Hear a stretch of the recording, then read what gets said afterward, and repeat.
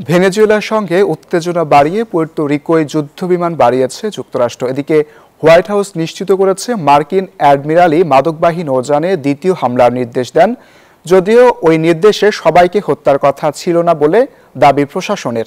এ ঘটনায় তদন্তের দাবি জানিয়েছে জাতিসংঘ। এদিকে কারাকাসে বিশাল সমাবেশে শান্তির বার্তা দিয়েছেন প্রেসিডেন্ট নিকোলো মাদুরো। ভেনেজুয়েলা ইস্যুতে উত্তেজনা এখন চরমে। পুয়ের্তো রিকোর ঘাঁটিতে বেড়েছে মার্কিন মেরিন কোরের যুদ্ধবিমানের আনাগোনা। একই সঙ্গে ভেনেজুয়েলার আকাশসীমা পুরোপুরি বন্ধের ঘোষণা দিয়েছেন প্রেসিডেন্ট ডোনাল্ড ট্রাম্প। এরই মধ্যে হোয়াইট হাউস স্বীকার করেছে মার্কিন অ্যাডমিরালই ভেনেজুয়েলার ওই নৌযানে দ্বিতীয় হামলার নির্দেশ দেন। পেন্টাগনের দাবি, আত্মরক্ষার্থেই আইনি এখতিয়ার মেনে 11 জন আরোহী সহ নৌযানটি ধ্বংস করা হয়েছে। টানা তৃতীয়বার অর্জন করেছে দেশের সেরা সুপার ব্র্যান্ড স্বীকৃতি বসুন্ধরা টিস্যু। তবে এই অভিযান আন্তর্জাতিক আইনের লঙ্ঘন হতে পারে বলে গভীর উদ্বেগ জানিয়েছে জাতিসংঘ।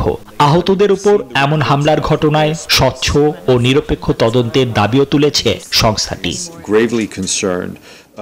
আন্তর্জাতিক আইন মেনে আকাশসীমার নিরাপত্তা ও শান্তিপূর্ণ সমাধানের আহ্বান জানাচ্ছি আমরা। এমন পরিস্থিতির মধ্যেই কারাকাসের সমাবেশে শান্তির বার্তা দিলেন ভেনেজুয়েলার প্রেসিডেন্ট নিকোলা মাদুরো। মার্কিন সামরিক হুমকির মুখেও দিয়েছেন জাতীয় ঐক্যের ডাক। নিবির আমিন, নিউজ 24।